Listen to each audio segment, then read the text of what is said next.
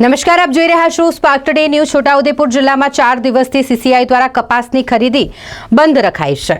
સીસીઆઈનું online server બંધ થઈ જતા ખરીદી બંધ કરવામાં આવી છે। 4 દિવસથી સર્વર ચાલુ કરવા માટે કોટન કોર્પોરેશનના અધિકારીઓ કોઈ પ્રયત્નો હાથ નથી ધરતા।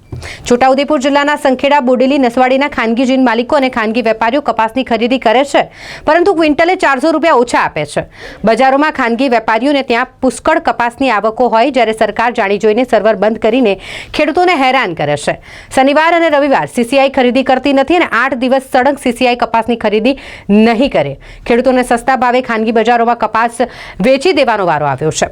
સીસીઆઈ દ્વારા 7200 રૂપિયામાં 1 ક્વિન્ટલ કપાસ ખરીદવામાં આવતો હોય, હજે હાલ બજારમાં 6800 રૂપિયા ભાવે વેપારીઓ કપાસની ખરીદી કરે છે, જ્યારે ક્વિન્ટલે 400 રૂપિયાનું નુકસાન ખેડૂતોને થઈ રહ્યું છે।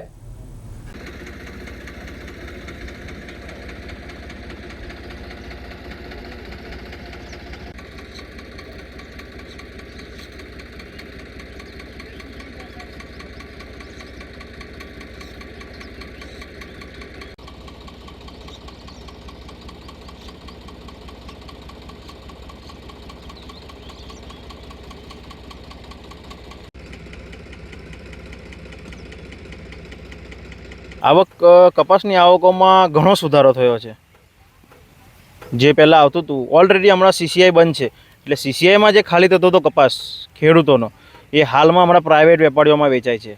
અને ખેડૂતોને પૈસાની જરૂર છે, એટલે 300, 400, 500 જે બી વેપારી પ્રાઇવેટ વેપારી જીનોવાળા ઓછા આપશે, એટલે એ જીનોમાં વેચવા મજબૂર થવાના છે કે ઓલરેડી એમને બીજો પાક ઊભો કરવાનો છે, એટલે પૈસાની ખેડૂતોને સખ્ત જરૂર છે।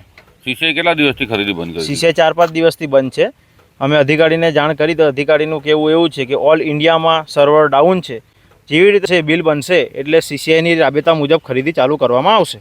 આનાથી ખેડૂતોને શું નુકસાન પડે? ખેડૂતોને ક્વિન્ટલે 400 થી 500 રૂપિયાનું નુકસાન છે પ્રાઇવેટમાં વેચીએ એટલે, કારણ કે 74-71 સીસીઆઈના ભાવ છે, અને ઓલરેડી કલેડિયા, બોડેલી, સંખેડા, બાધરપુર 7000 રૂપિયાની ખરીદી ચાલુ છે, એ પ્રાઇવેટ વેપારીની છે।